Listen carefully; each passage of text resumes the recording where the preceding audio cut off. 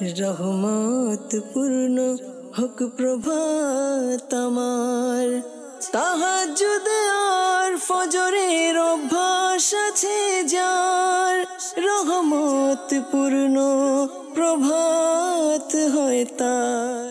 আলহামদুলিল্লাহি রাব্বিল আলামিন ওয়াসসালাতু ওয়াসসালামু আলা সাইয়্যিদিল মুরসালিন আম্মা বা'দু ফাউযু বিল্লাহি মিনাশ শাইতানির রাজীম বিসমিল্লাহির রহমানির রহিম। আসসালাতু ওয়াসসালামু আলাইকা ইয়া রাসূলুল্লাহ ওয়া আলা আলিকা ওয়া আসহাবিকা ইয়া হাবিবাল্লাহ। আসসালাতু ওয়াসসালামু আলাইকা ইয়া নবিয়াল্লাহ ওয়া আলা আলিকা ওয়া আসহাবিকা ইয়া নূরাল্লাহ। মাদানী চ্যানেলের দর্শক শ্রোতা, আলহামদুলিল্লাহ আবার উপস্থিত হয়েছে রহমতপূর্ণ প্রভাত অনুষ্ঠান নিয়ে। যেখান থেকে আমাদের অনুষ্ঠান দেখছেন, দূরে কিংবা কাছে, দেশে কিংবা প্রবাসে, সকল দর্শককে জানাই আন্তরিক মোবারকবাদ। আল্লাহ পাকের দয়ায় আলহামদুলিল্লাহ এই অনুষ্ঠান রহমতপূর্ণ প্রভাতে আমরা কোরআনে পাকের তেলাওয়াত শুনে থাকি। হামদে বারি তাআলা, নাতে রসুল মকবুল সাল্লাল্লাহু আলাইহি সাল্লাম, একাকী এপিসোডে বিভিন্ন বিষয় নিয়ে আমরা আলোচনা করার চেষ্টা করি, নেকির দাওয়াত দেওয়ার উদ্দেশ্যে, সংশোধনের উদ্দেশ্যে, ভালো কিছু কথা আপনাদের পর্যন্ত পৌঁছানোর জন্য। আজকের প্রোগ্রাম ইনশাআল্লাহ তাবারাক ওয়া তাআলা সেম হবে, কোরআনে পাকের তেলাওয়াত, হামদে বারি তাআলা, নাতে রসুল এবং বিষয়ও রেখেছি। একটু পরেই আপনাদেরকে আজকের বিষয় সম্পর্ক জানাবো। নবী রাহমাত শাফি উম্মাত সাল্লাল্লাহু তাআলা আলাইহি ওয়াসাল্লামের আলিশান ফরমান, যে ব্যক্তি সকালে এবং সন্ধ্যায় আমার উপর তিনবার করে দুরূদ শরীফ পাঠ করবে, আল্লাহ তাবারাক ওয়া তাআলা ওই ব্যক্তির ওই দিন ও রাতের গুনাহকে ক্ষমা করে দিবেন। সাল্লু আলাল হাবিব সাল্লাল্লাহু তাআলা আলা মুহাম্মদ সাল্লাল্লাহু তাআলা আলাইহি ওয়াসাল্লাম। দর্শক শ্রোতা, আমরা অনুষ্ঠানের শুরুতে কোরআনে পাকের তেলাওয়াত শুনবো, আর তেলাওয়াতের পরেই আজকের যে বিষয় নিয়েছে আলোচনা করার জন্য সে বিষয় সম্পর্কে আপনাদেরকে জানানোর চেষ্টা করব এবং হামদে বারি তাআলাও শুনবো। আর এখন কোরআনে পাকের তেলাওয়াত শুনবো, তেলাওয়াত শুনবো এবং স্ক্রিনে দৃষ্টি রাখবো। এর তর্জমাও ইনশাআল্লাহ তাবারাক ওয়া তাআলা আমরা স্ক্রিনে দেখবো, যে আল্লাহ তাবারাক ওয়া তাআলা কোরআনে পাকের মধ্যে আপনার জন্য, আমার জন্য, আমাদের জন্য কি ইরশাদে কারিমা করেছেন, আর কাজুল ইমানের অনুবাদও আমরা দেখব ইনশাআল্লাহ তাআলা। জি, আমাদেরকে কোরআনে পাকের তেলাওয়াত শুনিয়ে দিন। আউযু বিল্লাহি মিনাশ শাইতানির রাজীম। বিসমিল্লাহির রহমানির রহিম। ওয়াসাওয়াউন আলাইহিম আ'আনযারতাহুম আম লাম তুনযিরহুম লা ইউমিনুন। إنما تنذر من اتبع الذكر وخشي الرحمن بالغيب فبشره بمغفرة وأجر كريم صدق الله العظيم। সুবহানাল্লাহ, সুবহানাল্লাহ। কোরআনে পাকের তেলাওয়াত যখন কোনো ব্যক্তি কোরআনের সাথে এক সম্পর্ক বজায় রাখে, কোরআনে পাকের তেলাওয়াত করে বা তেলাওয়াত শুনে, যেমনিভাবে রহমতপূর্ণ প্রভাতে আমরা শুরুতে কোরআনে পাকের তেলাওয়াত শোনানোর চেষ্টা করি, আর এর মাধ্যমে একজন ব্যক্তির, একজন মুসলমানের মানসিক শান্তি অর্জন হয়। দর্শক শ্রোতা, আজকেও চমৎকার একটি বিষয় নিয়েছি আলোচনা করার জন্য। বিষয়টি আপনাদেরকে জানাবো। আমরা যে কাজগুলো করি, সেটা যেই কাজ হোক না কেন, আপনি বাড়ি বানাচ্ছেন, বাড়ি বানানোর পরে আপনার মধ্যে যদি এক তৃপ্তি কাজ করে যে হ্যাঁ, আমি যে মডেলের, যে স্টাইলের, যে ডিজাইনের, যেইভাবে আমি আমার বাড়িটা নির্মাণ করার জন্য চেয়েছিলাম, ইঞ্জিনিয়ার মিস্ত্রি আমাকে সেভাবেই আমার বাড়িটা নির্মাণ করে দিয়েছে, এরপরে আপনার মন মতো হওয়ার পরেই কিন্তু আপনি একটা তৃপ্তি পাবেন যে হ্যাঁ, এক শান্তি পাচ্ছি। আচ্ছা, আপনি কোনো কাজ করছেন, সেই কাজটা সাকসেস হওয়ার পরে আপনার ভিতরে এক শান্তি অনুভব হবে যে হ্যাঁ, আমি যেভাবে চেয়েছিলাম কাজটা ঠিক সেভাবেই হয়েছে। অর্থাৎ প্রত্যেকটা কাজের পরে যখন আপনি তার সাকসেস, তার সফলতা দেখতে পান, তখন আপনার ভিতরে এক প্রশান্তি কাজ করে যে হ্যাঁ, আমি এই কাজটা সঠিকভাবে করতে পেরেছি। ঠিক ইবাদত যে আছে, যে ইবাদতটা আমরা আল্লাহ পাকের জন্য করি, যে ইবাদতটা আমরা সওয়াবের জন্য করি, যে ইবাদতটা আমরা আখিরাতকে সুন্দর করার জন্য করি, সেই ইবাদত যখন আপনি করছেন আর সেই ইবাদত করার পরে আপনার ভিতরে যদি কোনো স্বাদ অনুভব হয় বা অন্তরের প্রশান্তি আপনার অনুভব হয়, বা আপনি মনে করেন যে আমার ইবাদতটা করার পরে আমার ভিতরে একটা ভিন্ন রকমের ফিলিংস কাজ করতেছে, মনে করতে হবে আপনার এই ইবাদতটা সাকসেস, বুঝতে হবে আমার ইবাদতটা কবুল, বুঝতে হবে ইবাদতটা করার মধ্যে কোনো অহংকার ছিল না, এই ইবাদতটা করার মধ্যে কোনো লোক দেখানো ছিল না। তখন আপনার স্বাদ পাবেন, ইবাদতের স্বাদ অর্জন হবে, আর তৃপ্তি পাবেন, অন্তরের প্রশান্তি পাবেন। দর্শক, আজকের বিষয় নিয়েছি ইবাদতের স্বাদ। সে ইবাদতের স্বাদ কিভাবে অর্জন করা যায়, আর ইবাদতের স্বাদ কোন জিনিসে অর্জন হয়, কিভাবে অর্জন হয়, এ সকল বিষয়গুলো নিয়ে আজকের অনুষ্ঠানে আলোচনা করার চেষ্টা করব। ইবাদতের স্বাদ সম্পর্কে কোরআনে পাকের মধ্যে কি এসেছে, ইবাদতের মধ্যে তৃপ্তি, এ ব্যাপারে রসুল করিম সাল্লাল্লাহু আলাইহি সাল্লাম কি বলেছেন, এ সকল বিষয়গুলো আপনাদের সাথে শেয়ার করার আজকের অনুষ্ঠানে চেষ্টা করব। আলোচনায় যাওয়ার পূর্বে চাচ্ছিলাম আমাদের রফিক ভাই থেকে আমরা একটি হামদে বারি তালা শ্রবণ করি, এরপর আল্লাহ ইনশাআল্লাহ তাআলা আজকের টপিক নিয়ে আলোচনাও করবো আমরা। জি রফিক ভাই, হামদে বারি তালা শুনিয়ে দিন। সাল্লু আলাল হাবিব সাল্লাল্লাহু তাআলা আলা মুহাম্মদ। প্রিয় ইসলামী ভাইরা ও মাদানী চ্যানেলের দর্শক শ্রোতা, আসুন আমরা হামদ শরীফ পড়ার পূর্বে ভালো ভালো নিয়ত করে নিই। আমি নিয়ত করছি আল্লাহ এবং তার রাসূলের সন্তুষ্টির জন্য হামদ শরীফ পড়ব, সওয়াবের নিয়ত পড়ব। আপনারাও নিয়ত করে নিন। সাল্লি আলা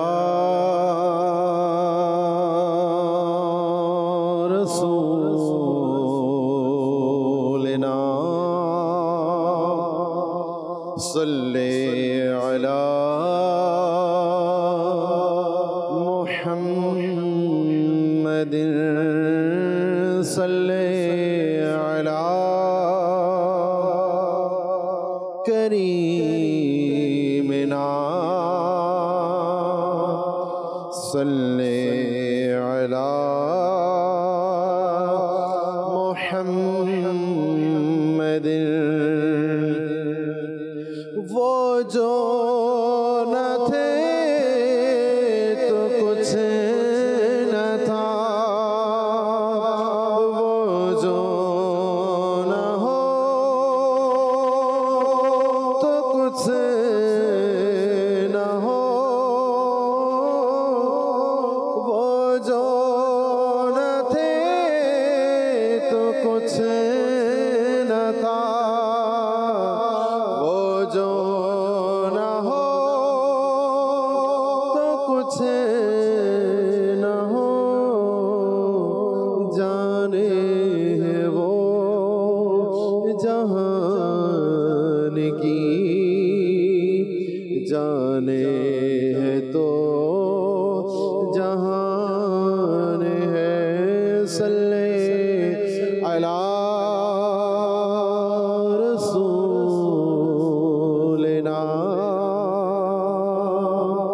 सल्ले अला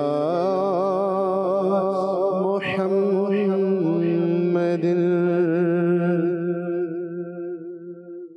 हस्बी रब्बी जल्लल्लाह मा फी क़ल्बी ग़ैरुल्लाह, नूर मुहम्मद सल्लल्लाह ला इलाहा इल्लल्लाह। बोलो हस्बी रब्बी जल्लल्लाह मा फी क़ल्बी ग़ैरुल्लाह, नूर मुहम्मद सल्लल्लाह ला इलाहा इल्लल्लाह, ला इलाहा इल्लल्लाह, ला इलाहा इल्लल्लाह, ला इलाहा इल्लल्लाह, ला इलाहा इल्लल्लाह। तौब तारे मुस्तफा इस्लाम पेलो এই ধরা, বলল ধর্মহীনেরা লা ইলাহা ইল্লাল্লাহ। বল হাসবি রাব্বি জাল্লাল্লাহ মা ফি কলবি গায়রুল্লাহ, নূর মুহাম্মদ সাল্লাল্লাহ লা ইলাহা ইল্লাল্লাহ। প্রিয় নবীর কাছে সে আবু জেহেল বলল হেসে, নবী হলে বলো মোরে হাতের মুঠোয় কি আছে। প্রিয় নবীর কাছে সে আবু জেহেল বলল হেসে, নবী হলে বলো মোরে হাতের মুঠোয় কি আছে। আদেশ দিলেন মোস্তফা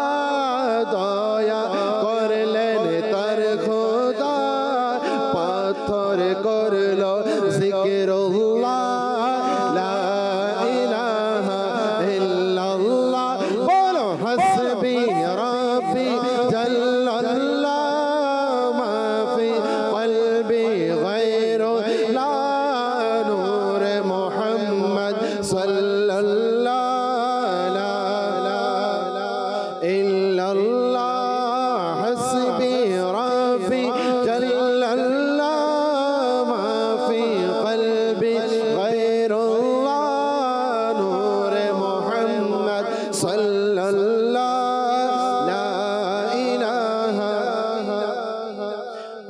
প্রিয় বোনকে বললেন মন বলো না কি করছিলে আমার আশার পূর্বে কি চুপি চুপি পড়ছিলে প্রিয় বোনকে বললেন মন বলো না কি করছিলে আমার আশার পূর্বে কি চুপি চুপি পড়ছিলে প্রিয় বোন পড়ল যখন কোরআন শুনে ওমর তখন পড়লেন মধুর কালেমা লা ইলাহা ইল্লাল্লাহ বলো হাসবি রাব্বি জাল্লাল্লাহ মা ফি কলবি গায়রুল্লাহ নূর মুহাম্মদ সাল্লাল্লাহু লা ইলাহা লা হাসবি রাব্বি জাল্লাল্লাহ মা ফি কলবি গায়রুল্লাহ নূর মুহাম্মদ সাল্লাল্লাহু লা ইলাহা ইল্লাল্লাহ প্রিয় বেলাল হাবশীকে ভালোবাসতেন প্রিয় নবী দুনিয়ার সকল আশিকে তিনি হলেন নয়ন মণি প্রিয় বেলাল হাবশীকে ভালোবাসতেন প্রিয় নবী দুনিয়ার সকল আশিকের তিনি হলেন নয়ন মণি সইতেন তিনি কষ্ট কত রাখতেন বুকে পাথর কত পড়তেন তবু এই কালিমা লা ইলাহা ইল্লাল্লাহ হাসবি রাব্বি জাল্লাল্লাহ মা ফি কলবি গায়রুল্লাহ নূর মুহাম্মদ সাল্লাল্লাহু লা ইলাহা ইল্লাল্লাহ হাসবি রাব্বি জাল্লাল্লাহ মা ফি কলবি গায়রুল্লাহ নূর মুহাম্মদ সাল্লাল্লাহু লা ইলাহা ইল্লাল্লাহ আমার নবীর যারা গোলাম অতি মহান তাদের শান গোসে আজম হোক না তিনি হোক না আহমদ রেজা খান আমার নবীর যারা গোলাম অতি মহান তাদের শান গোসে আজম হোক না তিনি হোক না আহমদ রেজা খান মনে পড়ে কি সেই কি কথা 90 লক্ষ কে খাজা পড়লেন মধুর কালেমা লা ইলাহা ইল্লাল্লাহ বলো হাসবি রাব্বি জাল্লাল্লাহ মা ফি কলবি গায়রুল্লাহ নূর মুহাম্মদ সাল্লাল্লাহু লা ইলাহা ইল্লাল্লাহ বলো লা ইলাহা ইল্লাল্লাহ লা ইলাহা ইল্লাল্লাহ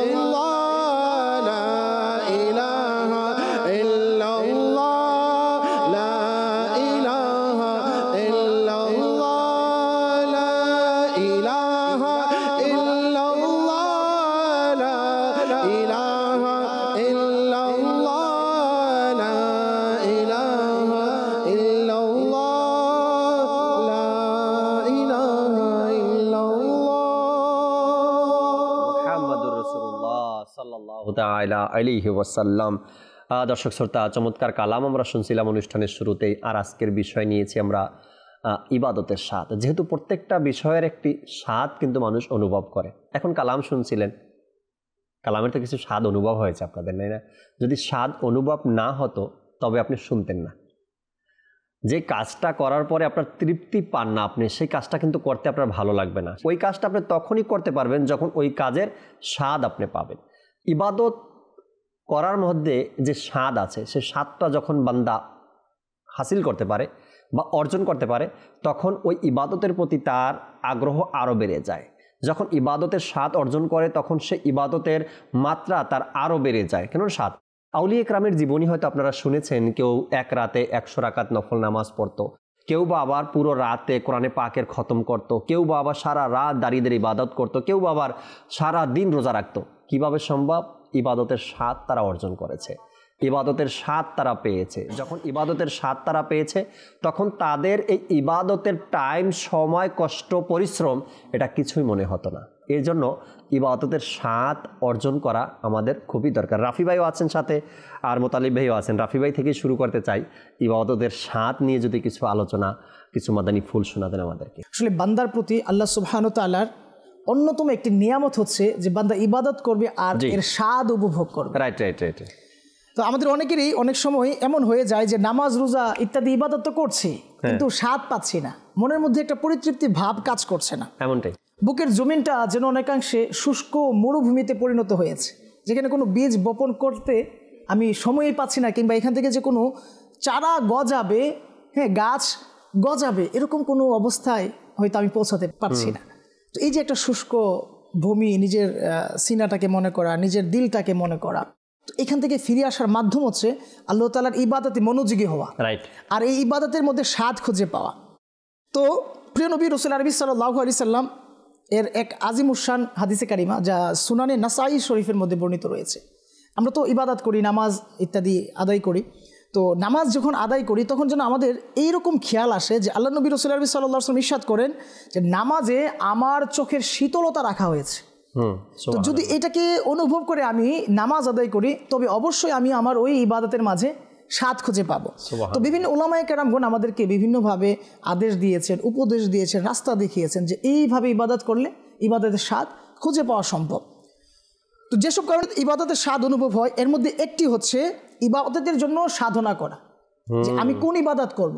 এজন্য একটা দিনক্ষণ নির্ধারণ করা, সময় নির্ধারণ করা, যেমন 5 ওয়াক্ত নামাজের জন্য 5টা টাইম নির্ধারণ করা, তিলাওয়াতের জন্য একটা টাইম নির্ধারণ করা, নফল ইবাদতের জন্য একটা টাইম নির্ধারণ করা, জিকির আজকারের জন্য একটা টাইম নিয়ে আলোচনা করা, বা এর জন্য আমার সময়কে গুছিয়ে নেওয়া।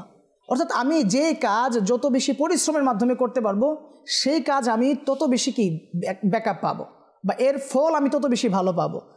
স্বভাবতই আপনি যখনই কোনো নর্মাল কাজ করে ফেলি, যখনই আপনি সহজে কোনো কিছু পেয়ে যাই, তখন এটার মূল্যায়ন আমরা করি না।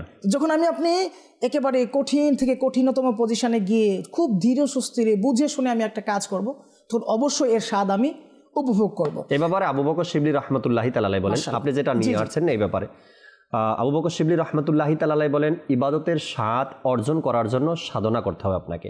আর এই সাধনাটাকে তিনি কিভাবে নিয়েছেন? আমি দৈনিক 1000 বার করে দুরূদ শরীফ পাঠ করব, বেশি না, 1000 বার। কিন্তু সেই 1000 বার দুরূদ শরীফ আমি 5 মিনিটে না। আল্লাহু আকবার। সাধনা এখানে সাধনা কিভাবে করতে হবে তিনি বলেন যে 1000 বার দুরূদ শরীফের প্রত্যেকবার দুরূদ শরীফে যেন আমার ধ্যান ধারণা মদিনা হয়, আমার ধ্যান ধারণা সবুজ গম্বুজ হয়, আমার ধ্যান ধারণা যেন সোনালী জালি হয়। এভাবে যখন আমি প্রত্যেকবার দুরূদ শরীফ পাঠ করব, এটাকে বলেছেন তিনি সাধনা। এখন আমি 1000 বার দুরূদ শরীফ পাঠ করলাম, মাত্র 10 মিনিট সময় লাগলো, এটাতে সাধনা না, এটা নরমাল একটা ইবাদত হয়ে গেল। আপনার মন মানসিকতা অন্যদিকে, আপনার চিন্তা ভাবনা অন্যদিকে, কিন্তু মুখে করছি আরেকটা। এটা সাধনা বলছেন তিনি, যেই কাজটা করব কম করব, কিন্তু কম করব, কিন্তু মনোযোগের সাথে সাধনা, এটাকে বলেছেন তিনি। পরবর্তী সময়ে উলামায়ে কেরাম আমাদেরকে নসিহত করেছেন সব ধরনের পাপাচার থেকে বেঁচে থাকা। যদি আপনি পাপাচার থেকে বেঁচে থাকতে পারি, তবে আমি ইবাদতের স্বাদ পেয়ে যাব। এখন আমি তো নামাজ আদায় করছি, আমি তো জিকির আজকার করছি, কিন্তু এই ঠোঁট দিয়ে, এই জবান দিয়ে হয়তো মাআদাল্লাহ আমি ভুল অনেক কিছু বলে ফেলছি, গুনাহ বড় অনেক কথা হয়তো মাআদাল্লাহ, গুনাহ বড় অনেক বিষয় হয়তো আমি পর্যবেক্ষণ করছি। তো কিতাবে এসেছে, আল্লাহর রাসূল সাল্লাল্লাহু আলাইহি ওয়াসাল্লাম ইরশাদ করেন, যখন কোনো বান্দা কোনো এক নারীকে যাকে দেখার অনুমতি নেই, ইসলাম যেখানে পর্দা করেছে সেখানে সে চোখ দিয়ে ফেললো বা তার চোখ পড়ে গেল, যদি সে তৎক্ষণাৎ ফিরিয়ে আনে, তখন আল্লাহ সুবহানাহু ওয়া তাআলা তার ওই সময়ে ওই কাজের বিনিময়ে ইবাদতের স্বাদ তাকে দান করবে। আল্লাহু আকবার। খাজা গরিবে নেওয়াজের তো কল আছে না ব্যাপারে। খাজা গরিবে নেওয়াজ রহমাতুল্লাহ তাআলা আলাইহি বলেন যে ইবাদত করা এটা কারামত না, কারামত না, কিন্তু ইবাদত করতে পারা আর সেই ইবাদতের পরে গুনাহ থেকে নিজেকে বাঁচিয়ে রাখতে পারা এটা হলো কারামত। তিনি বলেন যে ইবাদত তো মুসলমান করবেই, আর আল্লাহ তাআলার হুকুম এটা, ইবাদত সে করবে। ইবাদতও করলো একদিকে, আরেকদিকে গুনাহও করলো, তো সেই ইবাদতের স্বাদ সে পাবে না। আর সেই ইবাদত আর কি করলো, সেই গুনাহও করলো, ইবাদতও করলো, দুইটা সমান সমান রাখলো, এটাকে সে মূল্যায়ন দিল না। খাজা গরিবে নওয়াজ বলেন যে ব্যক্তি ইবাদতের পাশাপাশি গুনাহকে পরিত্যাগ করতে পারলো, বেঁচে থাকতে পারলো, গুনাহ থেকে বাঁচতে পারলো, সে হাকিকতের ইবাদত করতে পারলো, আর সে ইবাদতের স্বাদও সে পাবে। আর স্বাদ পেলেই তো সে গুনাহ থেকে বাঁচতে পারবে। তো এখন চোখ পড়ে গেল হয়ে যায় আজকাল, কিন্তু তৎক্ষণাৎ যদি আমি ওই জাহান্নামের ভয়, আল্লাহ তাআলার আযাবের ভয় সামনে নিয়ে আসি, আর আমি যদি আমার দৃষ্টিকে অবনত করতে পারি, তবেই আমি এর স্বাদ উপভোগ করতে পারবো। এবারও চমৎকার চমৎকার ঘটনা কিতাবের মধ্যে রাফি ভাই আপনি বলছেন, আর আমি কিছু হাইলাইটস করছি। জি, আমার স্মরণ করছে এক আল্লাহর ওলির ব্যাপারে আসছেন, তিনি কোথাও রওনা করছিলেন, তার দৃষ্টি অজানা বশত বেপর্দার দিকে, অর্থাৎ কোনো পর নারীর দিকে তার দৃষ্টি উঠে গেল। দৃষ্টি ওঠার সাথে সাথে সে দৃষ্টি অন্যদিকে নিয়ে গেছে, কিন্তু এর জন্য অনুশোচনায় তিনি তার চোখকে উঠিয়ে নিয়েছে। মানে এই চোখ আর সে রাখবেই না, যে চোখ অজানা বশত হয়ে গেছে, ইচ্ছাকৃতভাবে নয়।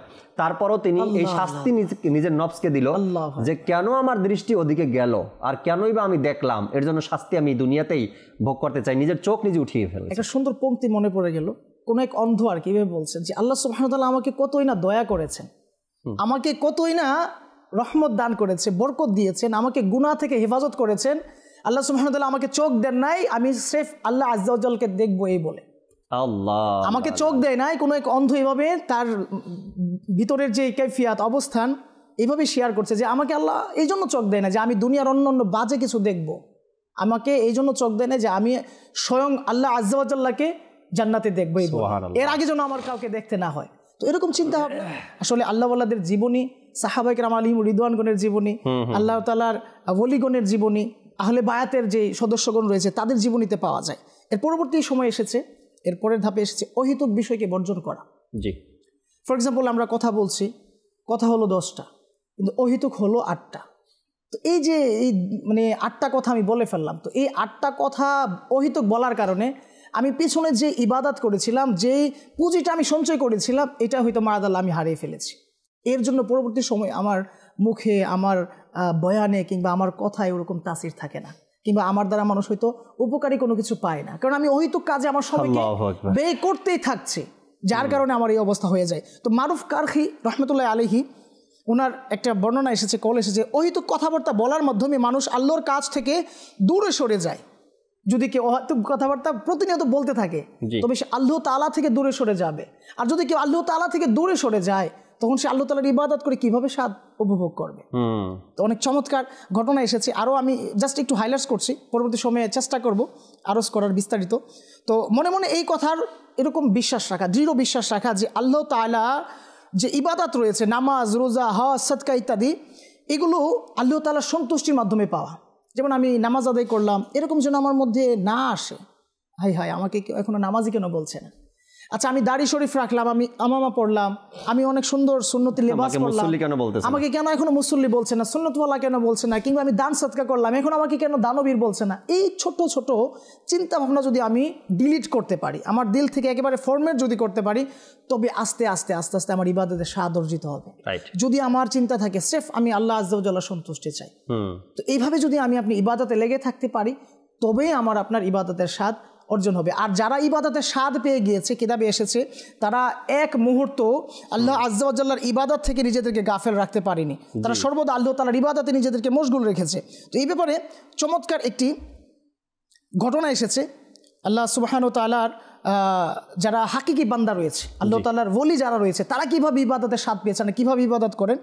তো এই ব্যাপারে শায়েখ আব্দুল হাসান নুরি রহমতুল্লাহ আলাইহি এর একটি ঘটনা এসেছে যে আল্লাহ পাকের নেককার বান্দা ও কামিল ছিলেন শায়েখ আবুল হাসান নুরি রহমতুল্লাহ আলাইহি, অনেক বড় একজন আল্লাহর ওলি ছিলেন। ওই সময়কার যত বড় বড় শাখসিয়াত ছিলেন, বুজুর্গ ব্যক্তি ছিলেন, তার সান্নিধ্যে যেতেন, গিয়ে ওনার কাছ থেকে ফয়েজ লাভ করতেন।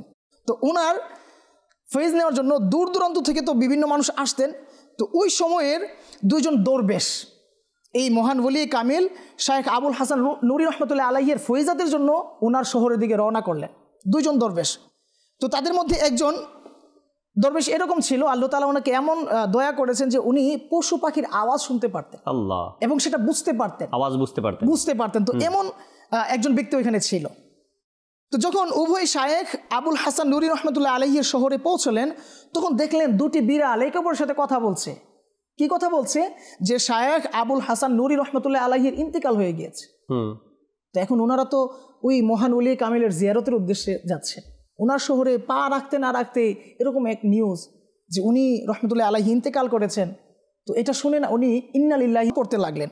পরবর্তী সময়ে ওনার পাশে যে আরেকজন দরবেশ ছিলেন, উনি এভাবে আলোচ করতে লাগলেন যে ইয়া সাইয়্যিদি, আপনি এমনটা কেন করলেন, আপনি ইন্না লিল্লাহ কেন পড়লেন? তো পরবর্তী সময়ে ওই শায়েখ যিনি এই ভাষা বুঝেন, ওই বিড়ালের ভাষা বুঝতে পেরেছিল, উনি বলতে লাগলো যে ওরা বলছিল, অর্থাৎ বিড়ালরা বলছিল যে শায়েখ আবুল হাসান নুরি রহমতুল্লাহ আলাইহি ইন্তেকাল করেছে।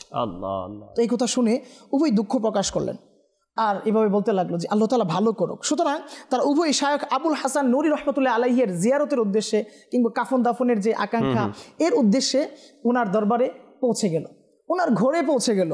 তো ওনার ঘরে পৌঁছানোর পরে আবুল হাসান নুরি রহমতুল্লাহ আলাইহিকে তরতাজা জীবন্ত দেখতে পেলেন। আর এটা দেখে তো ওনারা উভয়ই অবাক হয়ে গেলেন যে এ কি হলো, তার মানে কি বিড়াল অসত্য বলেছিল? আমরা কি শুনলাম এটা যে আবুল হাসান নুরি রহমতুল্লাহ আলাইহি তো ইন্তেকাল করেছে, তো উনি কে?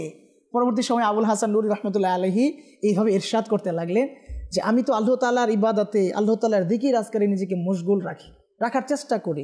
তো কিছুক্ষণ সময়ের জন্য আমি না একটু দূরে চলে গিয়েছিলাম আল্লাহ তাআলার জিকির থেকে, আল্লাহ তাআলার ইবাদত থেকে।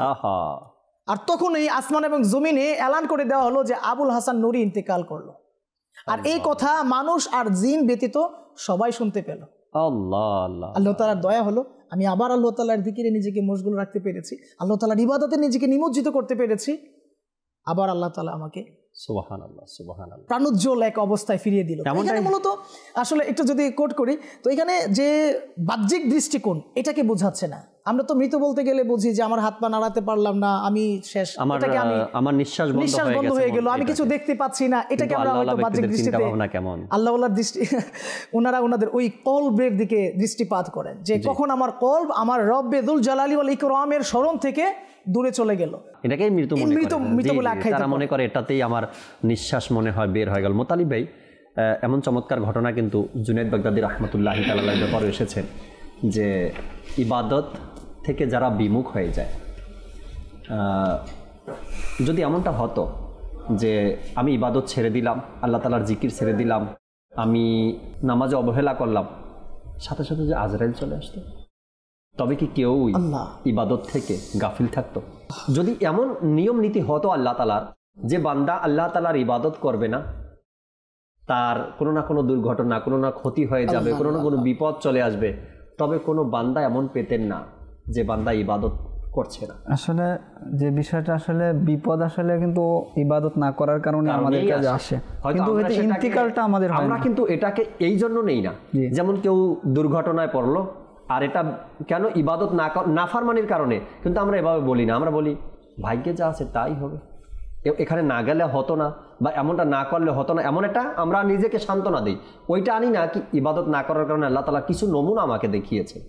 তো আল্লাহ তাআলা কোরআন পাকের মধ্যে তো ইরশাদ করেছেন, বিসমিল্লাহির রহমানির রহিম, ওয়ামা আসাবাতকুম মিন মুসিবাতিন ফাবিমা কাসাবাত আইদিকুম, যে আল্লাহর পক্ষ থেকে যখন কোনো মুসিবত আসে তোমাদের নিকট, সেই মুসিবতটা ফাবিমা কাসাবাত আইদিকুম, তোমাদের হাত যা অর্জন করেছে, উপার্জন করেছে, সেই উপার্জিত ফলই হচ্ছে মূলত সেই মুসিবত। তো এটা হচ্ছে ইবাদত থেকে গাফিল হয়ে যাওয়া এবং আল্লাহ তাআলাকে ভুলে যাওয়ার একটি তাৎক্ষণিক যদি বলি বিপদ মুসিবত বা তাৎক্ষণিক একটি ফল আল্লাহ তাআলা আমাদেরকে দেখিয়ে দেন, যেন আল্লাহ তাআলার আমরা শরণাপন্ন হয়ে আল্লাহ তাআলার দিকে আবার আমরা ঝুঁকে পড়ি।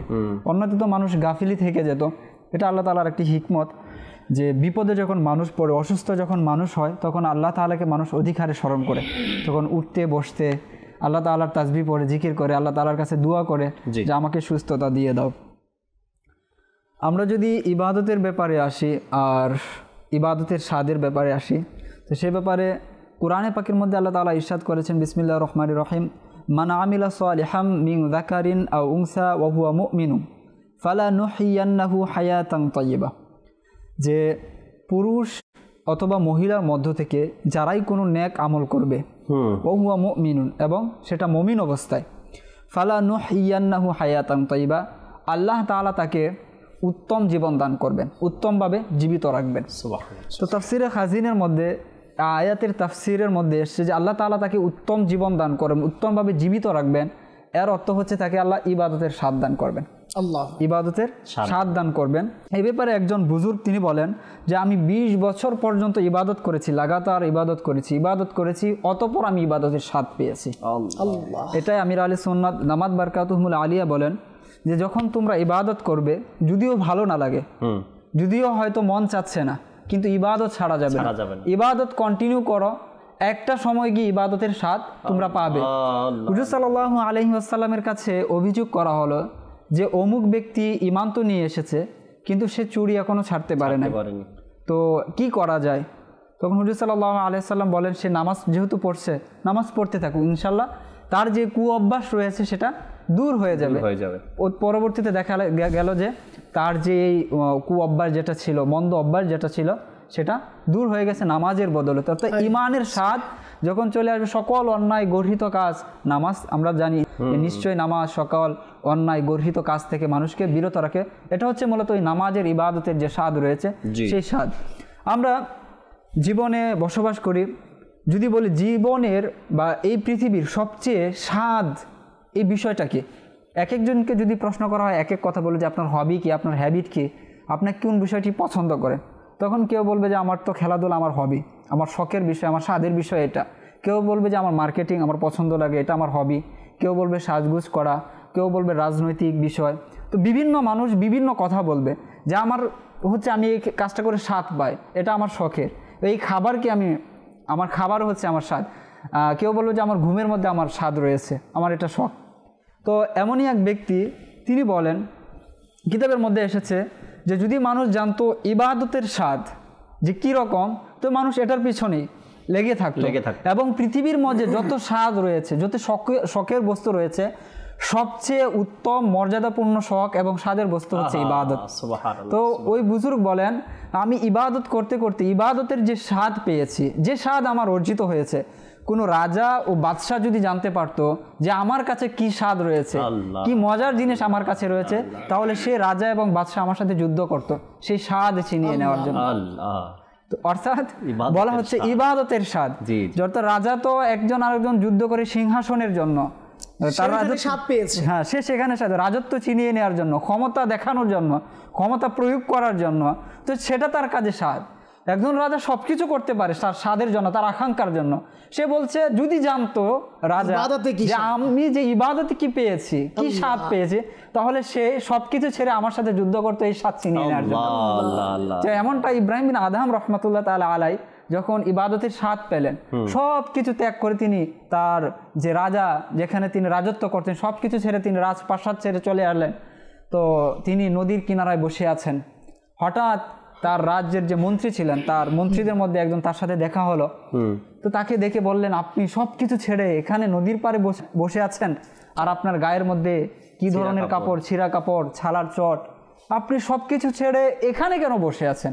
এটা কি কোনো বুদ্ধিমানের কাজ? হ্যাঁ, এটাকে কোনো বুদ্ধিমানের কাজ হতে পারে? কেউ ছাড়তে পারে কি? রাজা বাদশাহ সবকিছু ছেড়ে আল্লাহ তাআলার ইবাদতে এইভাবে মশগুল হয়ে যাওয়া, চুলগুলো লম্বা হয়ে গেছে, ময়লা দেখা যাচ্ছে শরীরের মধ্যে। তো তিনি বললেন, তুমি সেই স্বাদ, সেই রাজত্বের কথা তুমি আমাকে বলছো, প্রকৃত স্বাদ, প্রকৃত রাজত্ব আমি তোমাকে দেখাচ্ছি। তো তিনি সেই সময় কোনো একটা কিছু শিলাচ্ছিলেন সুই দিয়ে, তো সেই সুইটা তিনি নদীতে ফেলে দিলেন এবং তিনি ইশারা দিলেন যে আমার সুইটা আমাকে আবার ফিরিয়ে দাও। তখন সাথে সাথে নদীর মাছগুলো প্রত্যেকে একটি সোনামুখী সুই নিয়ে তার কাছে, যে এটা হচ্ছে আপনার, পানির উপরে ভেসে উঠলো, এটা হচ্ছে আপনার সুই। বলেন এটা আমার সুই না, আমার সুইটা যেটা আছে সেটা আমাকে এনে দাও। তখন সে অন্য একটি মাছ সেই সুইটা নিয়ে তার কাছে এনে দেন। তো বলো, আমি আগে যে রাজত্ব করলাম সেই রাজত্বের চেয়ে এই রাজত্ব উত্তম নাকি আগেরটা উত্তম? সেই যে স্বাদ আমি ভোগ করছিলাম সেই স্বাদের চেয়ে এটা উত্তম না আগেরটা উত্তম ছিল? আল্লাহ, অবভিয়াসলি যেখানে রাজত্ব, আগের যে রাজত্ব ছিল সেটা শুধু মানুষের উপরে ছিল, সেখানে একটা এরিয়ার মানুষের উপরে, আর এখন তিনি মাখলুকের উপরে রাজত্ব চালাচ্ছেন। মাছকে শুধু বললেন যে আমার সুইটা দরকার, মাছ হাজারো সুই নিয়ে উপস্থিত হয়ে গেছে। এরকমের মানুষের উপর রাজত্ব আর মাখলুকের উপর রাজত্ব। আল্লাহ তাআলা দেখেন ইবাদতের মধ্যে কেমন স্বাদ রেখেছেন। ইবাদত করতে করতে করতে করতে এক পর্যায়ে গিয়ে ইবাদতের স্বাদ অর্জন হয়।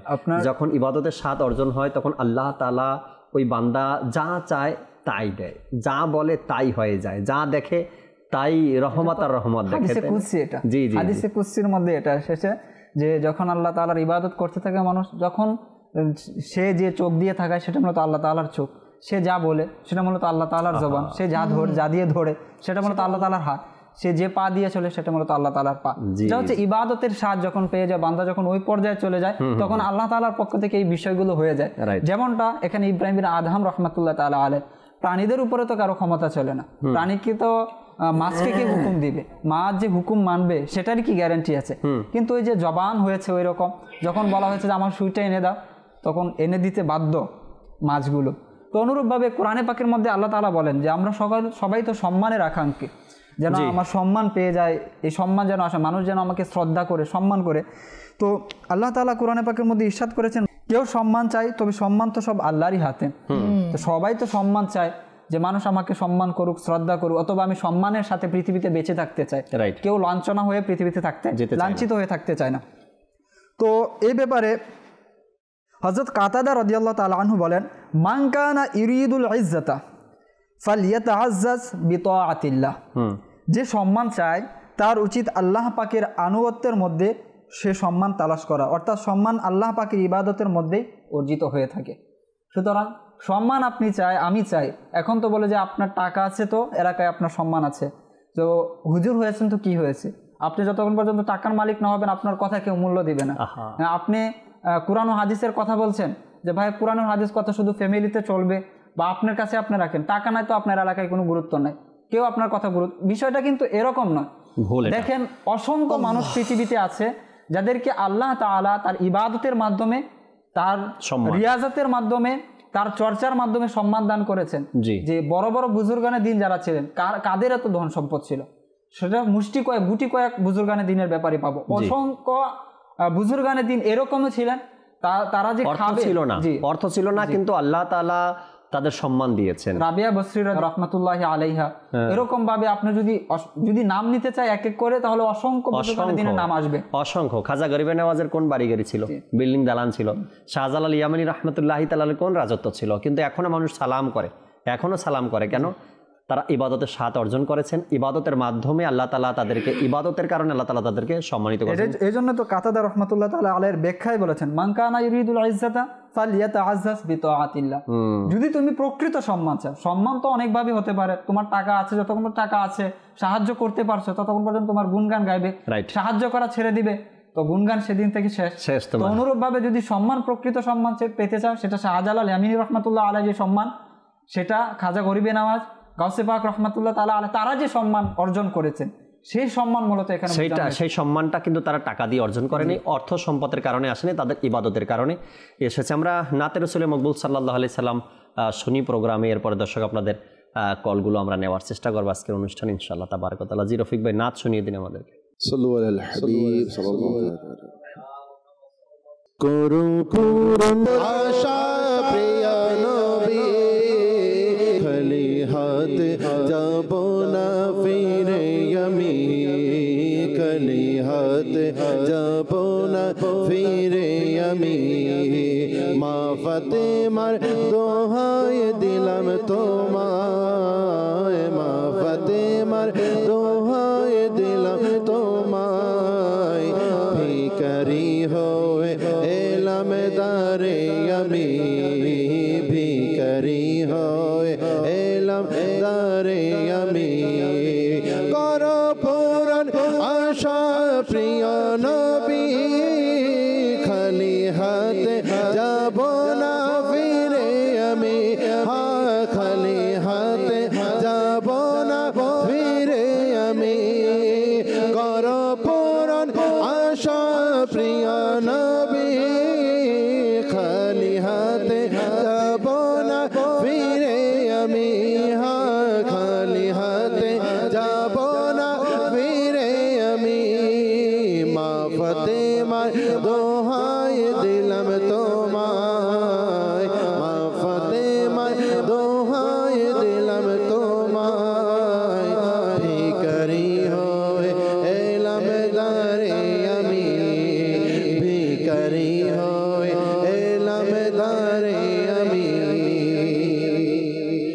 এমন মর্যাদা পেয়েছো নবী খুদার সালতানাতের মুকুটধারী হ্যাঁ খুদার সালতানাতের মুকুটধারী এমন মর্যাদা পেয়েছো নবী খুদার সালতানাতের মুকুটধারী হ্যাঁ খুদার সালতানাতের মুকুটধারী দো জাহানে হলো সে ধনবান দো জাহানে হলো সে ধনবান চার দিলে তুমি কৃপা দৃষ্টি চার দিলে তুমি কৃপা দৃষ্টি কর পূরণ আশা প্রিয় নবী কর পূরণ আশা প্রিয় নবী খালি হাতে যাব না ফিরে আমি খালি হাতে যাব না ফিরে আমি আশিকে মুস্তাফার সে আজানে ছিল জাদু আজব এক মায়াবী হ্যাঁ ছিল জাদু আজব এক মায়াবী আশিকে মুস্তাফার সে আজানে ছিল জাদু আজব এক মায়াবী হ্যাঁ ছিল জাদু আজব এক মায়াবী আর শের অধিপতি শুনতে আর শের অধিপতি শুনতে এমন সুমধুর আজানে বিলালি এমন সুমধুর আজানে বিলালি কর পূরণ আশা প্রিয় নবী কর পূরণ আশা প্রিয় নবী খালি হাতে যাব না ফিরে আমি খালি হাতে যাব না ফিরে আমি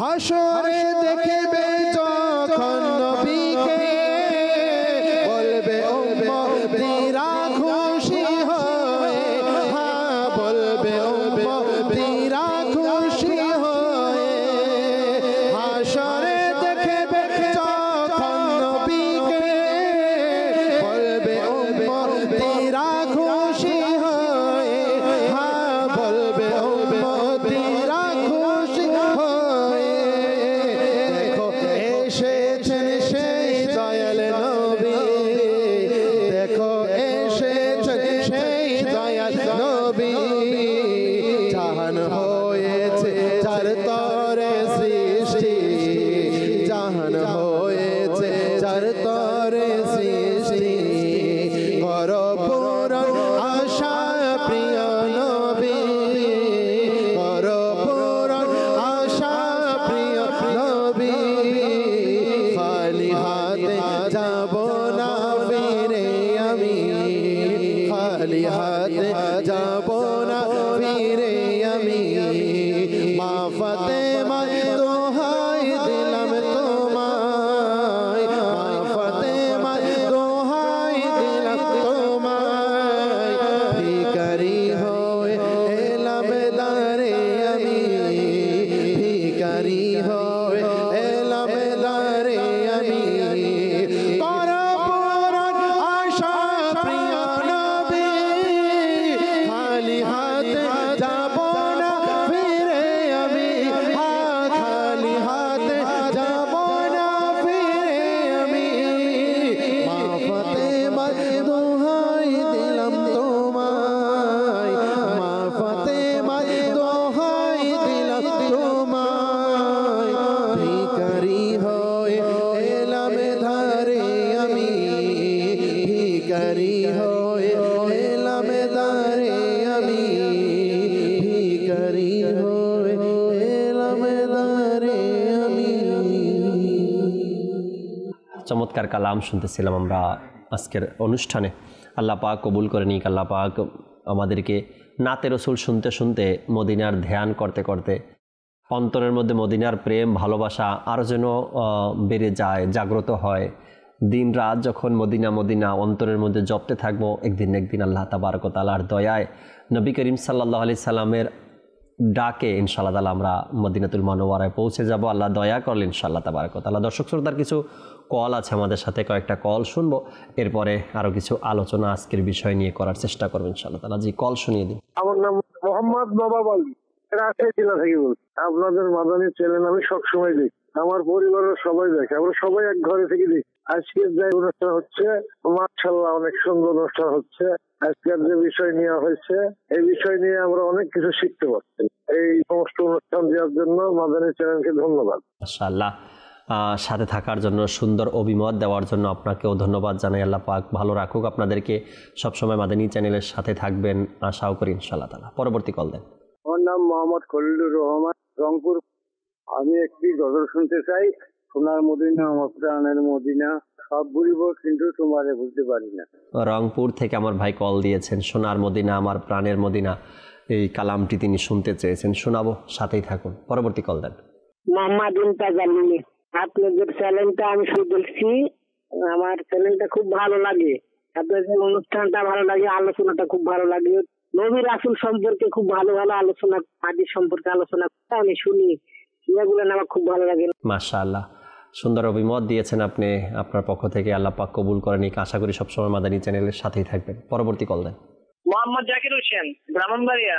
আমি একটি গজল শুনতে চাই, জীবনে হবে কি তোমার দিদার। মাশাআল্লাহ, ব্রাহ্মণবাড়িয়া থেকে কল আসছে, আল্লাহ পাক কবুল করে নিক। জীবনে হবে কি তোমার দিদার ইয়া রাসূলুল্লাহ, কালামটি আপনি শুনতে চেয়েছেন। পরবর্তী কল দেন। রাজশাহী বাগমারা থেকে বলছি, আপনাদের অনুষ্ঠান দেখছি, অনুষ্ঠান ভালো লাগছে, আমি এখনো অনুষ্ঠানের সাথেই আছি। ইনশাআল্লাহ অনুষ্ঠান ভালো লাগছে, অনুষ্ঠানের সাথেই আছেন, আশা করি সবসময় থাকবেন আমাদের সাথে। পরবর্তী কল দেন। আমি নীলফামারী থেকে বলতেছি মুমিন, আমি একটু নাতে রাসূল শুনতে চাই। ভাগ্য আমার উজ্জ্বল করো ওগো আমার প্রিয় নবী। ভাগ্য আমার উজ্জ্বল করো হে মোর প্রিয় নবী। যাই হোক, আপনি কালাম শুনতে চেয়েছেন, শোনাবো। দাওয়াত ইসলামী আজ ঘরে ঘরে কালাম, নাতে রসুল শোনার এক উৎসাহ আমাদেরকে দিয়েছে। পরবর্তী কল দেন। আমার নাম মোহাম্মদ কবির হোসেন, অনুষ্ঠান আমি নিয়মিত দেখতেছি, পরিবারের যে বিষয়ে আলোচনাটা খুব সুন্দর লাগতেছে, ধন্যবাদ। আল্লাহ পাক কবুল করে নিক, আল্লাহ পাক ভালো রাখুক। রফিক ভাই, আপনাদের নাত যেই অনুরোধগুলো আসছে এগুলো নোট করে রেখেছেন, একটু পরে আমরা তার থেকে শুনবো। রাফি ভাই, আলোচনা করছিলাম আমরা ইবাদতের স্বাদ।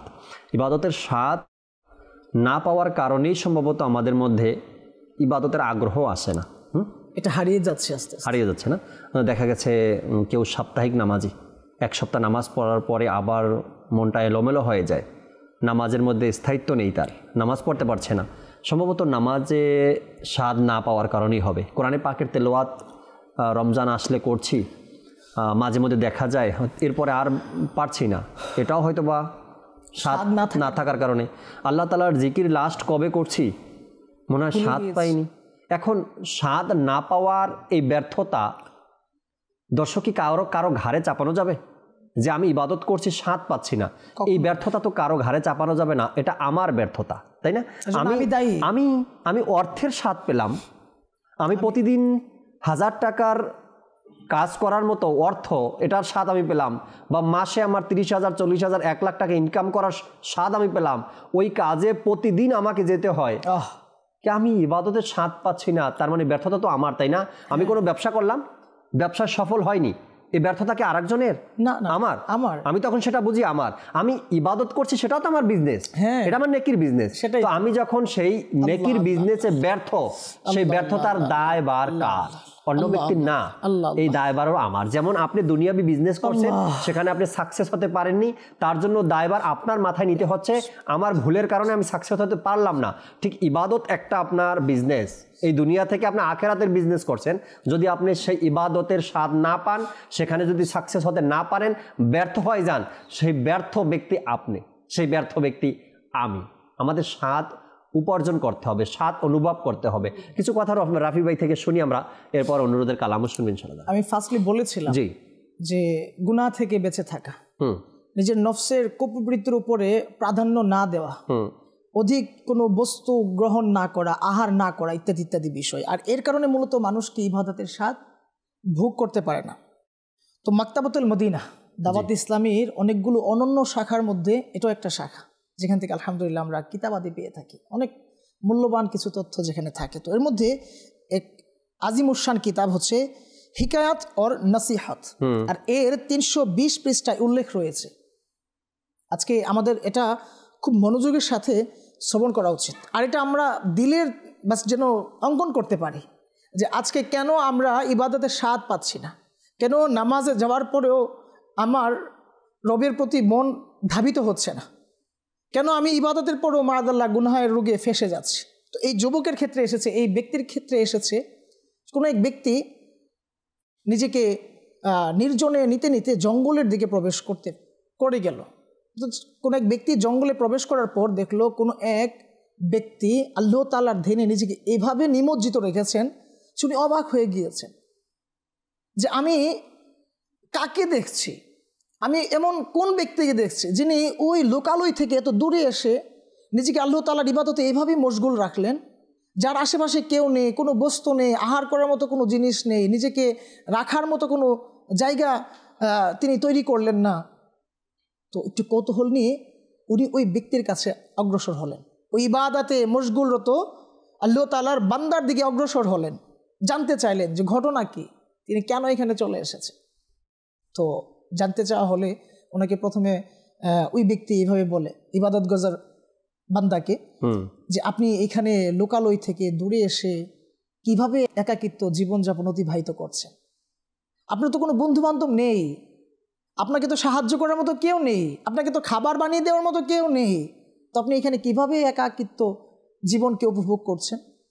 তখন ওই ব্যক্তি কত চমৎকারভাবে বলেন যে আমার কোনো বন্ধুর দরকার নেই, হ্যাঁ আমারও বন্ধু আছে যেটা হয়তো তুমি পর্যবেক্ষণ করতে পারছো না। তো যে ব্যক্তি আল্লাহ তাআলাকে প্রকৃতপক্ষের বন্ধু হিসেবে গ্রহণ করে নেয় তাহলে তার আর দুনিয়ার কোনো বন্ধুর প্রয়োজন নেই। হ্যাঁ আল্লাহ সুবহানাহু ওয়া তাআলা আমার সাহায্যকারী। তুমি হয়তো বলেছিলে যে আমার সাহায্যকারী তো আশেপাশে কেউ নেই, আমাকে কে কি খাবার দাবার দিবে কিংবা আমার প্রয়োজনীয় পূরণ করবে, তবে হ্যাঁ আমার সাহায্যকারী তো আছে, যিনি একমাত্র আল্লাহ, তিনি আমার সাহায্যকারী। তিনি তার ব্যাপার আমার উপর শ্রেষ্ঠত্ব রাখেন, তার ইলম ও হিকমতের দ্বারা আমার সাথে তিনি রয়েছেন, তিনি হেদায়েতের সাথে আমার সামনে এবং তার নিয়ামত ও মহত্ব দ্বারা আমার ডানে বামে রয়েছেন। যখন আমি কথাগুলো শুনলাম, ওই বর্ণনাকারী বলছেন, তখন আরজ করলাম আপনি কি আমাকে আপনার সংস্পর্শে থাকার অনুমতি দিবেন। উনি তো অবাক, যে লোকারণ্যে, হ্যাঁ লোকালয় থেকে উনি এত দূরে গিয়ে আল্লাহ তাআলার ইবাদতে এইভাবে যিনি মশগুল রয়েছেন, তিনি নিঃসন্দেহে আল্লাহওয়ালা। তো আমি যদি তার সহবতে থাকতে পারতাম, এই সৌভাগ্য যদি আমি হাসিল করতে পারতাম, তো আল্লাহ তাআলার ওই বান্দা যিনি ইবাদতে স্বাদ পেয়েছেন তিনি কি বলে শুনুন, তিনি বলেছেন না না এটা পসিবল না, কারণ আমার কাছে মনে হচ্ছে আপনি থাকলে আমার ইবাদতের স্বাদ কিংবা বাধা আসতে পারে, এর মধ্যে বিঘ্নতা তৈরি হতে পারে, দ্যাটস ওয়াই আমি আপনাকে সাথে রাখতে পারতেছি, সাথে পাচ্ছি না রাখতে। তো এইভাবে যখন বলা হলো, পরবর্তী সময়ে সে বলতে লাগলো যে আমাকে কিছু নসিহত তো আপনি করতে পারেন, চাই আমাকে যেহেতু রাখবেনই না, কিছু নসিহত যদি করতেন আমার এগুলো হয়তো আমার অনেক কাজে চলে আসতো। তখন উনি এইভাবে ইরশাদ করতে লাগলেন, অহিতুক কাজ থেকে বেঁচে থাকো, নিজেকে ফাহেসা কাজ থেকে বেঁচে রাখো, গুনাহের কাজ থেকে বেঁচে রাখো, গুনাহ থেকে নিজেকে বাঁচাও এবং গুনাহের জিনিস থেকে নিজের চোখকে হিফাজত রাখো। এইভাবে একের পর এক উপদেশ দিতে লাগলো। পরবর্তী সময়ে ওই ব্যক্তি ওই উপদেশ নিয়ে তার গন্তব্যে পৌঁছে তো গেল। তো পরবর্তী সময়ে ওই ব্যক্তি এইভাবে আবার আরজ করতে লাগলো যে ইয়া সাইয়্যিদি, আমি কি পরবর্তী সময়ে কোনো একবার আপনার সাথে দেখা করতে পারবো? এই স্বাদ আপনার সাথে যে দেখা করার যে এই সুন্দর অবস্থা, এটা তো আমি ভুলতে পারবো না, তো আমি নেক্সট টাইমও চাই আপনার সাথে মোলাকাত করতে, কিন্তু সেটা কখন? তো ওই ইবাদত গুজার বান্দা বলতে লাগলেন যে আর কোনো দিন এরপর থেকে আর দেখা হবেই না। তো হ্যাঁ দেখা হতে পারে, কোথায়? যে কাল হাসরের মাঠে যখন সব ফায়সালা হয়ে যাবে, যারা আল্লাহ তাআলার দিদারকারী ব্যক্তি বর্গদের অন্তর্ভুক্ত হবে, তাদের মধ্যে তুমি আমাকে পেয়ে যাবে। ওই ব্যক্তি আবার চমকে উঠলো, হাই হাই এই ঘটনা, এই কথা আপনি কিভাবে বুঝলেন? পরে বললো যে আল্লাহর কসম, যিনি আমাকে তার সান্নিধ্যে রাখবেন তিনি আমাকে জানিয়েছেন, আমি তার মাধ্যমে জানতে পেরেছি। সুবহানাল্লাহ, সুবহানাল্লাহ। তো একবার যদি ভাবি যে আল্লাহ তাআলা তাকে দিদার দিবেন, অর্থাৎ জান্নাতীদের অন্তর্ভুক্ত করবেন, উনি এটা দুনিয়াতে জেনে গেলেন, তার মানে আল্লাহ তাআলা তাকে কত নিয়ামত দ্বারা ধন্য করেছেন, আল্লাহ তাআলা তাকে কত কাছে নিয়েছেন। তো কেন নিয়েছেন?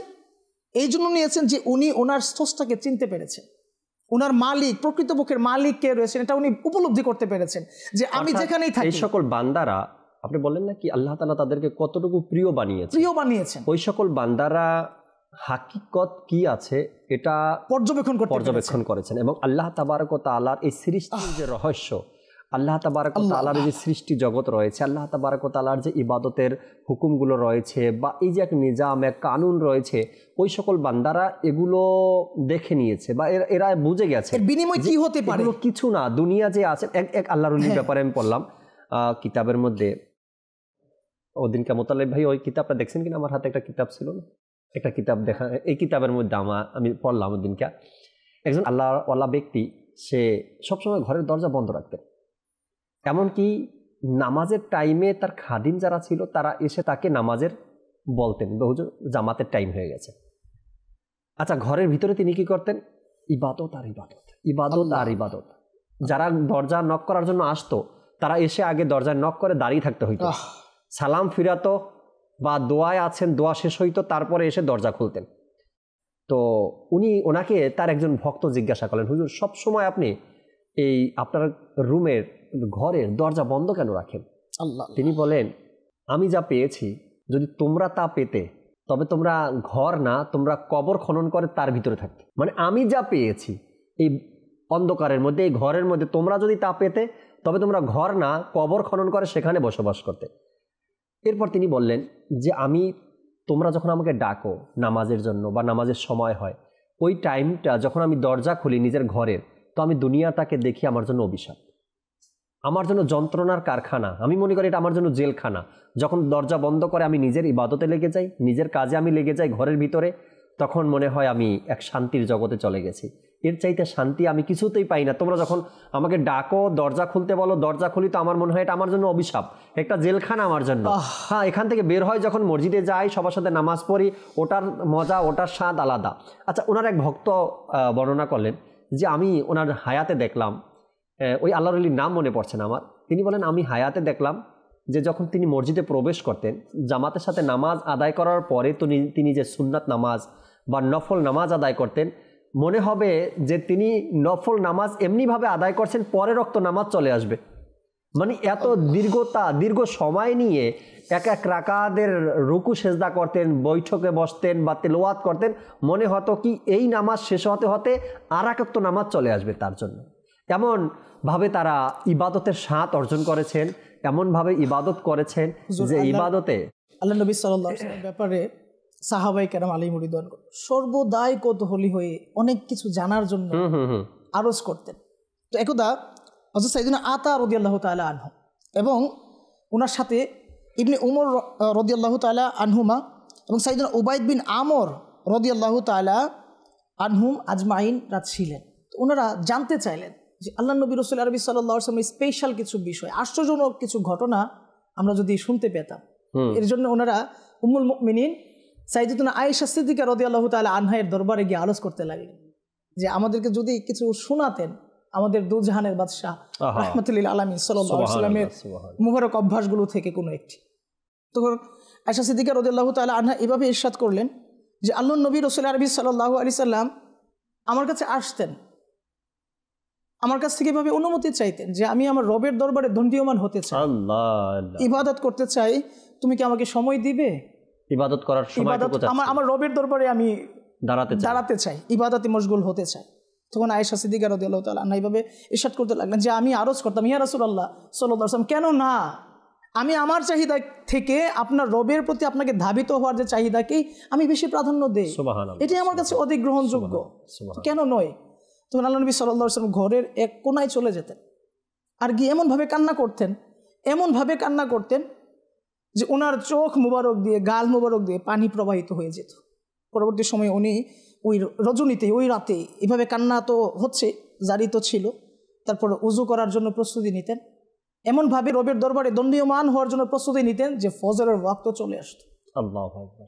এইভাবে আল্লাহর নবী রাসূল নবী করিম সাল্লাল্লাহু আলাইহি সাল্লামের এই ইবাদতের ব্যাপারে মা আয়েশা সিদ্দিকা রাদিয়াল্লাহু তাআলা আনহার আরেকটি হাদিসে মোবারকা যে হুজুর সাল্লাল্লাহু আলাইহি সাল্লামের পা মোবারক ফুলে যেত। আবার অন্য একটা হাদিসে পাকের মধ্যে এসেছে হুজুর সাল্লাল্লাহু আলাইহি সাল্লাম যেখানেই ইবাদতে দাঁড়াতেন তো সেখানেই খেজুর পাতার চাটাইতে আরাম করে নিতেন। যখন উঠতেন তো পিঠ মোবারকে সেই খেজুর পাতার দাগ বসে যেত। আচ্ছা, মাথার নিচে বালিশ ছিল না, এরপরে অনেক সময় চামড়ার বিছানা, অনেক সময় খেজুর পাতার চাটাই, অনেক সময় না ঘুমিয়ে সারা রাত অতিবাহিত। জিজ্ঞাসা করা হলো, ইয়া রাসূলুল্লাহ, আপনার এত রাত জেগে ইবাদত করার কারণ কি? সাহাবায়ে কেরাম অনেক সময় আপনার কারণে তো পূর্বের এবং পরের সকল গুনাহ ক্ষমা করা হয়েছে আপনার কারণে স্রেফ, তাহলে আপনার কারণেও পূর্বের উম্মত এবং পরের যারা তাদের সবার আপনার ওসিলায়। তো হুজুর সাল্লাল্লাহু আলাইহি সাল্লাম সোজা উত্তর দিয়ে দিতেন, এত ঘোরা পেশা ছিল না। হুজুর সাল্লাল্লাহু আলাইহি কি বললেন? তুমি কি চাও না আমি আল্লাহ তাআলার ইবাদতকারী বান্দা হই?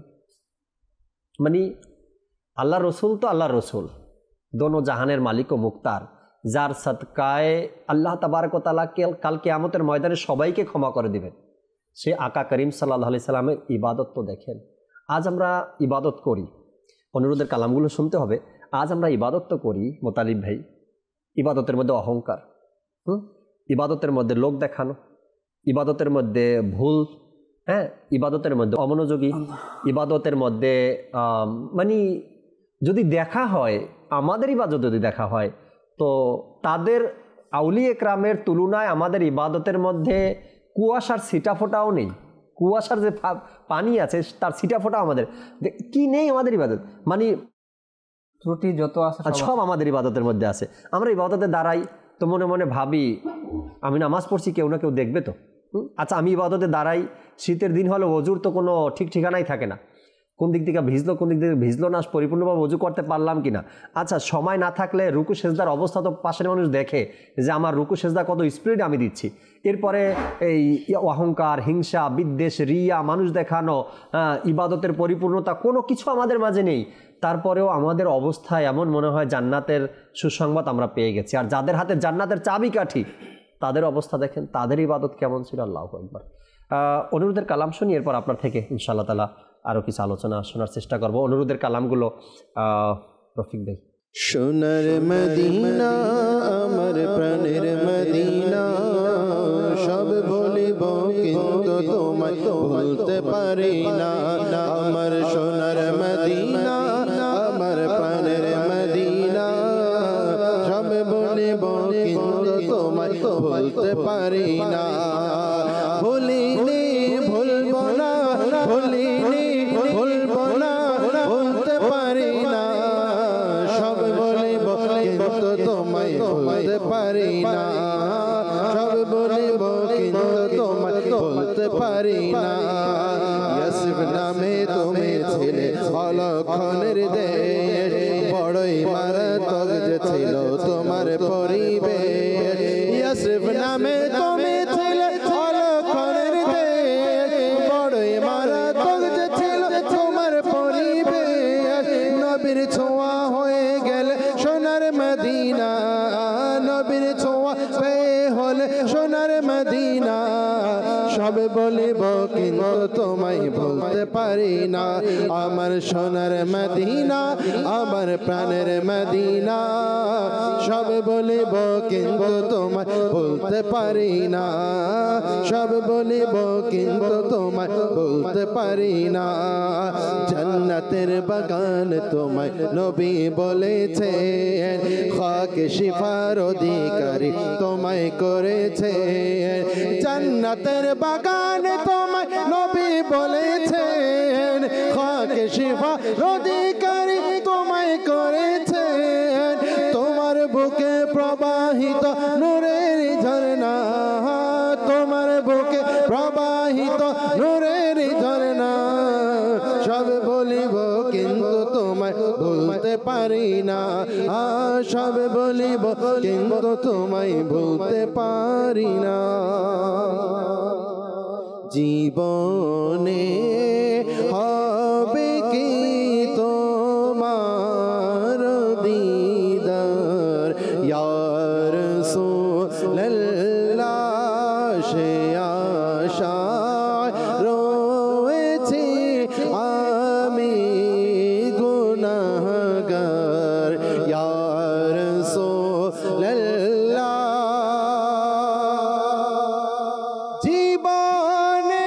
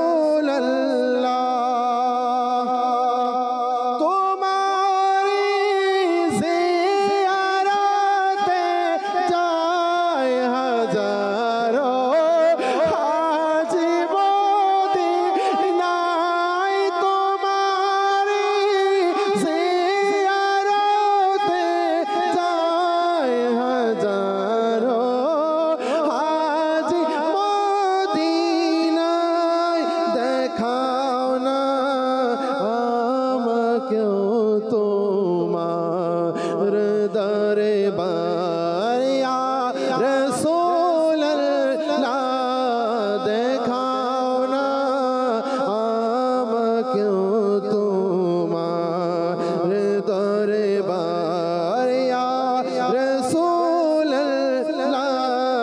জীবনে হবে কি তোমার দিদার ইয়া রাসূলুল্লাহ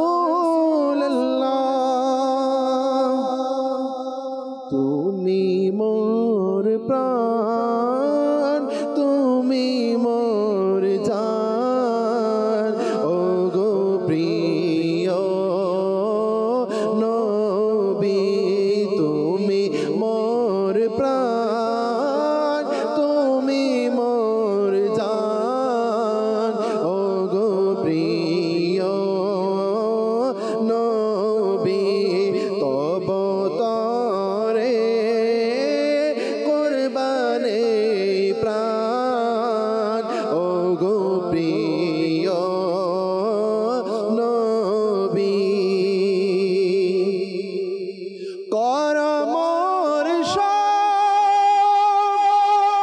আশা পূরণ ও গো প্রিয় নবী কর মোর আশা পূরণ ও গো প্রিয় নবী দারিদ্রতা থেকে করো ত্রাণ ও গো প্রিয় নবী দারিদ্রতা থেকে করো ত্রাণ ও গো প্রিয় নবী দিয়েছ নবী তুমি গরিব দুঃখীদের ডাকে সাড়া দিয়েছ নবী তুমি গরিব দুঃখীদের ডাকে সাড়া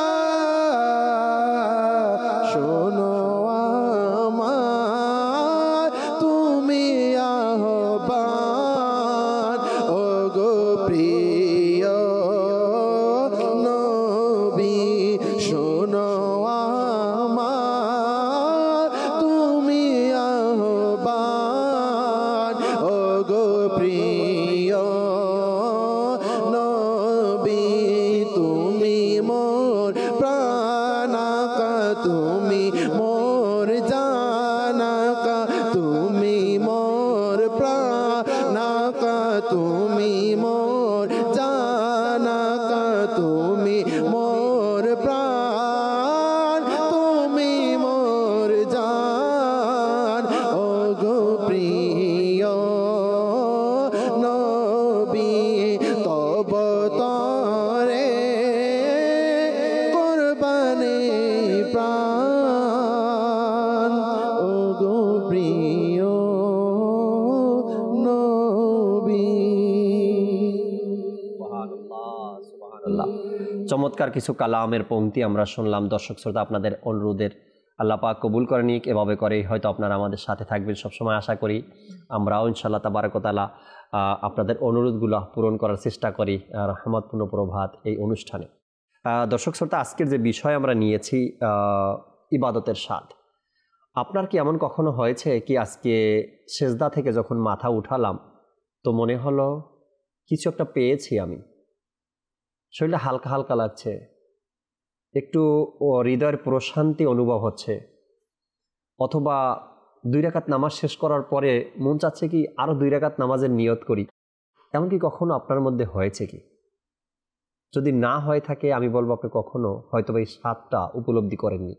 অনেক সময় হয়ে যায় বাহ্যিক, বা এমন হয় কি সে তো 12 মাস নামাজই পড়ে নাই, শবে বরাতের রাতে যখন সে নামাজে গেল আর 2 রাকাত নামাজ পড়লো, খুব কান্নাকাটি করলো, 12 মাসের কথা তার মনে পড়ে গেল, গত 12 মাস আমি নিয়মিতভাবে নামাজ পড়িনি।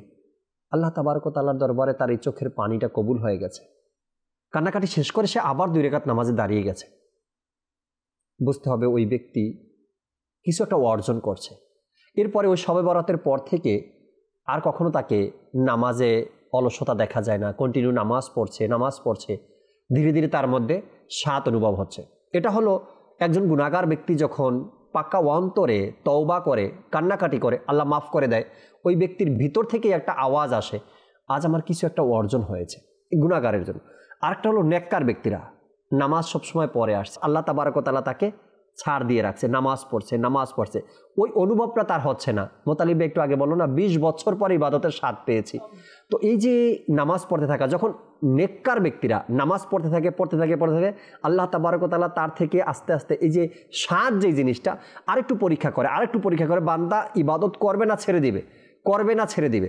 যখন তার 2 বছর, 10 বছর, 20 বছর, 30 বছর, 50 বছর লাগে তার সেই ইবাদতের স্বাদ অর্জন করতে, যখন আপনি মনে করবেন যে নামাজ শেষ করার পরে আমার মন চাচ্ছে আমি আর 2 রাকাত নামাজ পড়ি, কাউকে দেখানোর জন্য নয়, বা কেউ দেখছে কিনা এজন্য নয়, শুধুমাত্র আপনার ভিতর থেকে এই আওয়াজটা আসবে, আর 2 রাকাত নামাজ পড়ার মন চাচ্ছে, তো বুঝতে হবে এই ইবাদতের কিছু স্বাদ হয়তো আপনার অর্জন হয়েছে, তাই না? প্রত্যেকটা বিষয়ের স্বাদ আছে। জি, জীবনের স্বাদ বলি, চাকরি যেখানে আপনি করছেন, কর্মক্ষেত্রে স্বাদ আছে, তরকারি স্বাদ, বা বিভিন্ন কিছুর প্রত্যেকটা বিষয়ের কিন্তু একটা স্বাদ আছে। এখন স্বাদ যদি আমরা বলি, স্বাদ তৈরি হওয়ার জন্য বিভিন্ন উপকরণের প্রয়োজন হয়।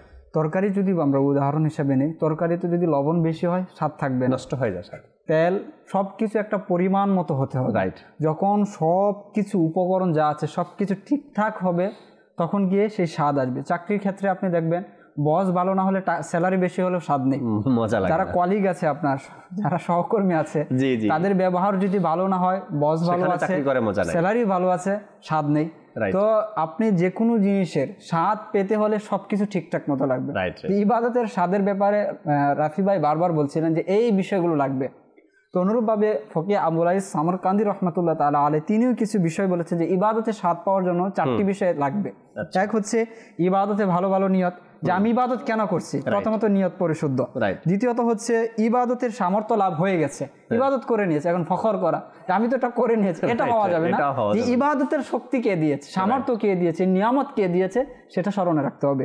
3 নাম্বার হচ্ছে খাশিয়াত, ক্ষুধাভীতি নিয়ে ইবাদতে দাঁড়ানো, যে আল্লাহ তাআলার ভয়, আল্লাহ তাআলা আমাকে দেখছে, মানুষ নয়, আল্লাহ তাআলা আমাকে দেখছে। 4 নাম্বার হচ্ছে শুরু থেকে শেষ পর্যন্ত একনিষ্ঠতা অব্যাহত রাখা, যে 10 মিনিটের নামাজ, এখন শুরুতে তো আমাদের অনেকের নিয়ত যে পাক্কা নিয়ত যে আল্লাহ পাকের দিকে মনোযোগী আমি নামাজ পড়ব, 1 রাকাত যায়, পরপরে দেখা যাচ্ছে দুনিয়ার অনেক হিসাব নিকাশ চলে আসে, তখন নামাজের স্পিড বেড়ে যায়, বা কি করছি আর কি পড়ছি স্মরণে থাকে না। বিশেষ করে ইমাম সাহেবের পিছনে পড়লে তো যেহেতু কেরাত পড়তে হয় না, তো ইমাম সাহেব কি কেরাত পড়েছে সেটাও স্মরণে থাকে, যে কেরাতটা কি পড়েছে ইমাম সাহেব, কি সূরা ফাতিহা পড়েছে কি পড়ে নাই, নাকি এর আগে রুকুতে চলে গেছে।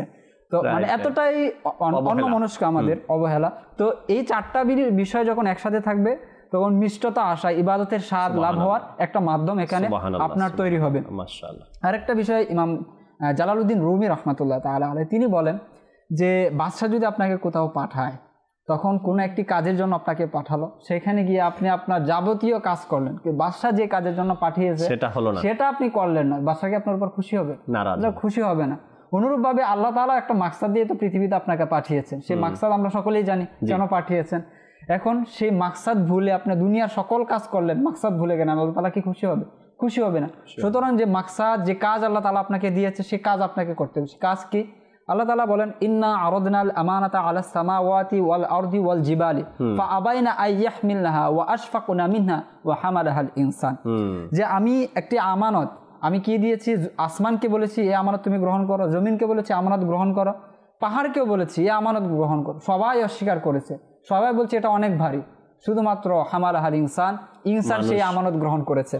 তো সেই আমানতের ব্যাপারে ব্যাখ্যা করে সেই আমানতটা কি, সে বলে সেই আমানতটা হচ্ছে ইবাদত, সেই আমানতটা হচ্ছে ইবাদত। সুতরাং আল্লাহ তাআলা যে কাজের জন্য আমাকে পাঠিয়ে, যে আমানত দিয়ে আমাকে পাঠিয়েছেন, এখন দুনিয়ায় এসে যেন সকল দুনিয়াবি কাজ তো আমি করে নিচ্ছি, আমার যা প্রয়োজন, সংসার চালানোর জন্য, ব্যবসা করার প্রয়োজন, চাকরি করার প্রয়োজন, সবাইকে খুশি করার জন্য আমার এটা করা প্রয়োজন, করছিও, সুতরাং আল্লাহ তাআলা যে কাজের জন্য পাঠিয়েছে সেটা যদি না করি, যেভাবে বাদশা নারাজ হবে অনুরূপভাবে আল্লাহ তাআলাও নারাজ হবে।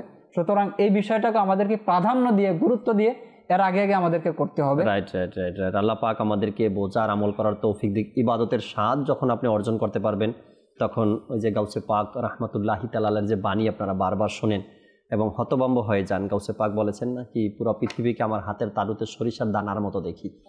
যখন আপনি ইবাদত করতে করতে ইবাদতের স্বাদ অর্জন হবে আর আল্লাহ পাককে রাজি খুশি করতে পারবেন, তো এমন চিন্তা ভাবনা আপনার করতে হবে না, অটোমেটিকলি আপনার মধ্যে সেই ক্ষমতা আল্লাহ তাআলা দিয়ে দিবেন। ইবাদতের স্বাদ অর্জন করতে পারলে অটোমেটিকলি আপনার থেকে হারাম দূর হয়ে যাবে, কুদৃষ্টি দূর হয়ে যাবে এবং দুনিয়ার ভালোবাসা আপনার থেকে দূর হয়ে যাবে যখন ইবাদতের স্বাদ আপনার মধ্যে অর্জিত হবে। আল্লাহ পাক আমাদেরকে নিয়মিতভাবে, ইবাদত কম হলেও নিয়মিতভাবে যেন আমরা ইবাদত করতে পারি, আর সেই ইবাদতটা যেন আল্লাহ তাআলার জন্য হয় এমন মন মানসিকতাও যেন আমরা রাখতে পারি। আল্লাহ পাক সেই তৌফিক আমাদেরকে দান করুক। আমিন বিজাহিন নবিল আমিন সাল্লাল্লাহু তাআলা আলাইহি ওয়াসাল্লাম। আগামী পর্বে আবারও দর্শক নতুন একটি বিষয় নিয়ে আপনাদের সামনে আলোচনা করার চেষ্টা করব। ততক্ষণ মাদানী চ্যানেলের সাথেই থাকুন। আসুন আমরা যে যেখানে আছি দাঁড়িয়ে সালাতু সালাম পাঠ করি।